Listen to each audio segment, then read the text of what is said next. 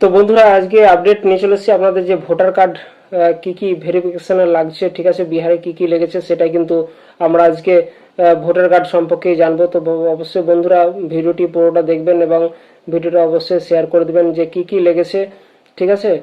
Voter card যেটা verification চলছিল বিহারে, এবং যেটা বলছে যে প্রায় 40 লক্ষ বাদ পড়েছে, ঠিক আছে। তো কি কি কারণে বাদ পড়েছে এবং কি কি রয়েছে, কি কি কাগজপত্র জমা দিতে হয়েছে, এগুলো কিন্তু আমরা এই ভিডিওটির মাধ্যমে জানবো। তো বন্ধুরা অবশ্যই ভিডিওটিকে যত পারবেন শেয়ার করবেন এবং দেখুন পুরো ভিডিওটি কি কি কাগজপত্র লেগেছে আপনাদের অবশ্যই কিন্তু দেখা বিশেষ প্রয়োজন রয়েছে, ঠিক আছে। তো বন্ধুরা আশা করি অবশ্যই এই ভিডিওটি হেল্পফুল হবে, ঠিক আছে। তো বন্ধুরা চলুন আমরা দেখে নিই যে কি কি ডকুমেন্টস লেগেছে বিহারে, সেটাই কিন্তু আমরা এই ভিডিওটির মাধ্যমে যা দেখব, ঠিক আছে। তো একটা পয়েন্ট পুরোটা আমি কিন্তু বুঝিয়ে বলবো, আপনারা ভিডিওটি দেখতে থাকুন এবং ভিডিওটি অবশ্যই শেয়ার করবেন এবং যাদের কোনো জানা থাকবে অবশ্যই কমেন্ট করে জানাবেন। আমি নেক্সট ভিডিও কিন্তু করে দেবো সেই কমেন্টের মাধ্যমে, ঠিক আছে। তো বন্ধুরা অবশ্যই ভিডিওটা দেখুন এবং শেয়ার করবেন। চলুন আমরা দেখে নিই কি কি স্টেপ বাই স্টেপ দেখব কি কি লেগেছিল, ঠিক আছে। তো বন্ধুরা চলুন। তো বন্ধুরা আপনারা এখানে দেখতে পাচ্ছেন সেই 11টি কিন্তু তালিকা এখানে দেওয়া রয়েছে, যে দেখুন 11টি কি কি কাগজপত্র লেগেছিল সেটা কিন্তু এখানে দেওয়া রয়েছে, ঠিক আছে। আমি স্টেপ বাই স্টেপ আপনাদেরকে দেখাবো, আপনারা দেখতে থাকুন কি কি লাগবে, ঠিক আছে। এখানে প্রথমেই দেখতে পাচ্ছেন আপনারা, এই যে দেখুন যে আপনার জন্মের প্রমাণপত্র লাগবে আপনাকে, ঠিক আছে। জন্মের প্রমাণপত্র কিন্তু আপনাকে লাগবে।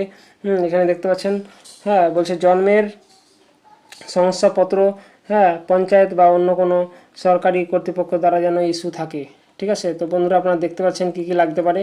তারপর 2 নম্বরে বলছে দেখুন যদি আপনি পাসপোর্ট থাকে পাসপোর্টটাও দিতে পারেন, ঠিক আছে। তারপর আপনারা কি লাগছে দেখুন, তারপর আপনাদের যে ম্যাট্রিক বা উচ্চশিক্ষার সার্টিফিকেট রয়েছে সেটা কিন্তু অবশ্যই কিন্তু লাগবে। আপনার যেটা আছে এখানে সরকারি পরিচয়পত্র, পেনশন বা কোনো কিছু থাকে, ঠিক আছে, সেইগুলো কিন্তু দিতে পারেন। তো এখানে তারপরে দেখতে পাচ্ছেন যে স্থায়ী বাসিন্দা হিসেবে আপনাদের ডোমিসিয়াল লাগবে, হ্যাঁ জেলা ম্যাজিস্ট্রেট সার্টিফিকেট থাকলেও চলবে কিন্তু, হ্যাঁ। তারপরে এখানে দেখতে পাচ্ছেন, তারপরে ফরেস্ট রাইটস সার্টিফিকেট যদি থাকে, তারপরে এসসি এসটি যদি থাকে তো অবশ্যই সার্টিফিকেট দিবেন, হ্যাঁ। বলছে এনআরসির ডকুমেন্ট যেখানে যেটা প্রয়োজন সেটা কিন্তু লাগতে পারে। আবার এখানে দেখুন কি রয়েছে, পরিবারের নিবন্ধন, ফ্যামিলি রেজিস্টার যে স্থানীয় কর্তৃপক্ষ দ্বারা রয়েছে সেটা কিন্তু লাগবে। এখানে যদি আপনার সরকারি যে জমির কোনো কিছু থাকে তো অবশ্যই কিন্তু দিতে পারেন, হ্যাঁ। তারপরে 1987 আগে সরকারি পিএসসি পরিচয়পত্র যদি থাকে তো অবশ্যই দেবেন, ঠিক আছে। তারপরে এখানে দেখতে পাচ্ছেন যে কি এখানে কি কি যোগ্য না, এখানে দেখুন দেওয়া রয়েছে যে আপনার 2013 সালের যে ভোটার তালিকা না থাকা বলছে প্রথমে আপনাকে প্রযোজ্য যেটা কি নির্বাচনের ক্ষেত্রে সেটা হচ্ছে এখানে দেখুন আধার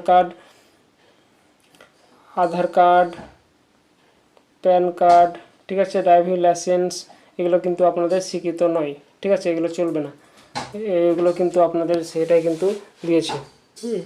এখানে তারপর আপনারা আরেকটা জিনিস বলে দিয়েছে, এখানে দেখুন একটা দেওয়া রয়েছে,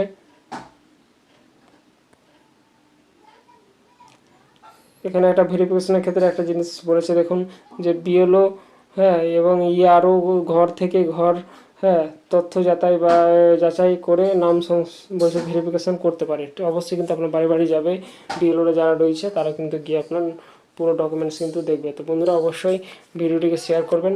আপনারা অনেকে বলছিলেন যে ভিডিওটি মনে লাগছিল কি কি লাগবে, এখানে দেখুন আরেকবার আমি বলে দিচ্ছি আপনাকে যে নিচে ভোটার তালিকার যে সংযোজন রয়েছে বিহারের নির্বাচন ক্ষেত্রে সেটা 11টা কি কি কাগজপত্র তালিকার নিচে, তাহলে এগুলো সব তালিকা রইল, ঠিক আছে। আপনারা অবশ্যই কিন্তু দেখে নিতে পারেন এবং স্ক্রিনশট মেরে রাখতে পারেন। তো বন্ধুরা ভিডিওটি অবশ্যই শেয়ার করবেন। ভালো থাকবেন, থ্যাংক ইউ, জয় হিন্দ, জয় ভারত।